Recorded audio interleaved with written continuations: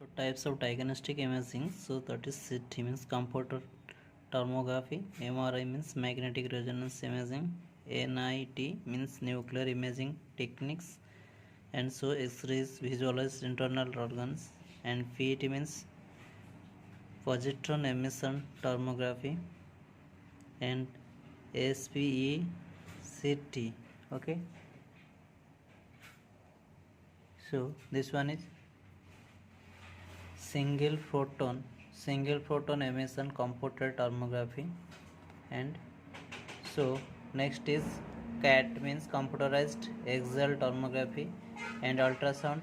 So it is used in high frequency sound wave which are reflected off tissue to create an image of organs, muscles, joints and other soft tissues.